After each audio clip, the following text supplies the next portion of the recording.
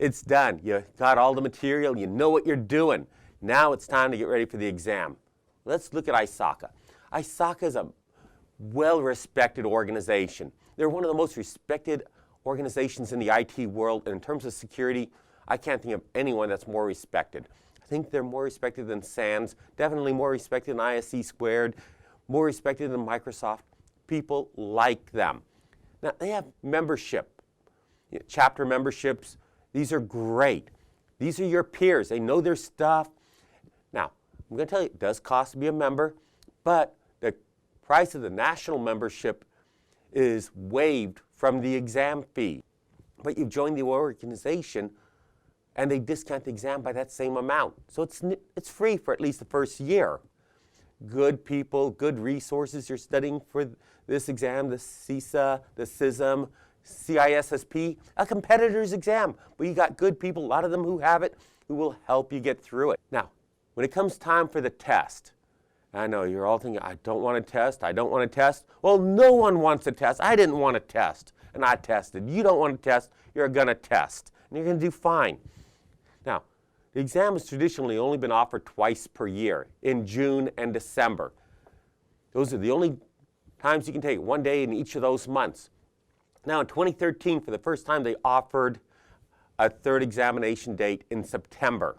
I'm going to assume that they're probably going to continue this as the number of people seeking this certification and the CISA continues to grow. There's a lot of people that want this. It's well respected. DoD likes it with its 8570 program. It's quite often an option instead of the CISSP or other certifications. So I'd expect to see more dates in the future, but no guarantee. Now, when you go to sit for this exam, there's going to be a lot of people there, a whole bunch. They're not doing this exam. They're doing the CISA. Lots of people take the CISA. This is what they take after they have a CISA normally. Now, the level of difficulty is about the same. Personally, I found this exam a little bit easier than the CISA. Others will tell you it's a little harder. I think it depends on your personal focus. I don't think one is necessarily easier or harder than the other when you look at them objectively. But you're going to see maybe hundreds of people for the CISA exam and a dozen for the CISM. I remember when I took it, I was out in Korea at the time because I couldn't get back to the States to take it. I'd missed the date. There had to be about 400 or 500 people taking the CISA and less than a dozen of us taking the CISM. It's a little daunting when you see numbers like that. I think for most of you it'll probably be about 50 to 100 people testing at a site. Bring at least 2 pencils and an eraser. The site may or may not provide them. It's up to the test administrator. Some are nice, they'll have extras, some won't. Bring your own. At worst, they supply and tell you not to use them. Fine, that's good. Generally, you can't bring in food or drink. If you've got a medical condition that requires you to have it, low blood sugar, make sure when you fill in the application that you list it. You don't want to be getting lightheaded during the exam. If you don't need that, don't worry about it. If you do, don't disadvantage yourself. Include it in the application. They don't want you to fail this exam. ISACA is a good organization. Don't study the night before. Get a good night's sleep. Rest.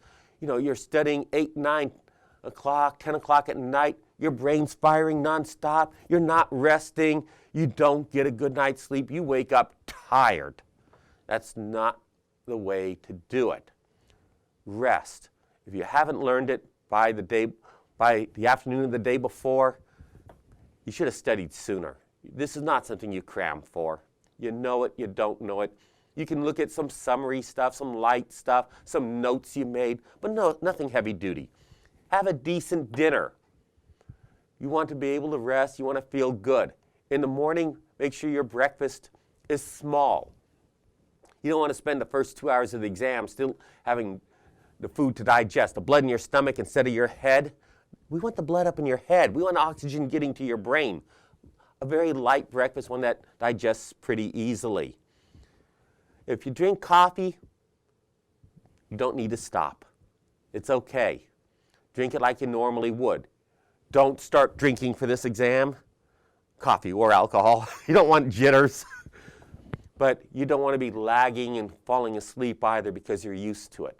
Nothing excessive, just like you would normally do. I personally recommend just before you go in, if you're a coffee drinker, drink it just before you go in. Don't be late. Once they start reading the instructions, they close the door. You're not going to be admitted. If you're late, you don't test. You just said goodbye to your exam fees. So be early. Be there a good half hour, hour early. Remember, you got to find a place to park. You might want to grab a cup of coffee, chat with a few people, relax. You're going to do fine. Don't be late. Don't stress yourself. Stress is a killer on large exams. There's 200 questions on this exam. That's a lot of questions. You're going to get tired. They give you 4 hours. I'm going to tell you, on average, I think the questions are probably about 20% longer than they are on the CISM. So you need a little extra time for reading them. I think 4 hours is more than adequate, though. I honestly believe most people will be done in about 3 hours, give or take about 15 minutes. Fast test takers might be done in 2.5. I'm a very fast test taker. I was done in about 2. That's me. Okay, I still pass. Obviously, enough caffeine was going through my head to keep me awake. But if you're fast, you're fast. If you're slower and you're coming close to 4 hours, you take 4 hours.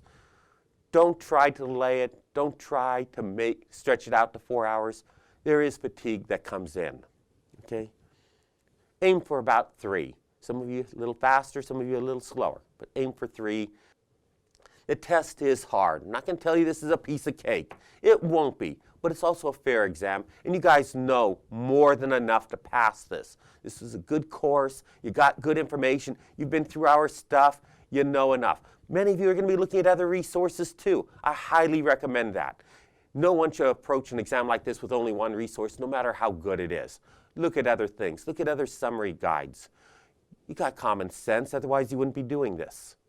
Some of the questions really are very, very easy. If you get an easy one, accept it. Be happy. That's what you want. Don't think that must be a trick. It isn't. It really is that easy. Remember, this is an accounting exam. It's not an IT exam. Think finance, think management, think legal. Do not focus on IT. It's okay to finish early, aim for 3 hours, less fatigue, and try to relax. You're going to do fine. If you stress yourself, it's going to hurt you. Relax. It's not the end of the world either way. You're doing fine. Sit back and know that you're well qualified and you're ready for this.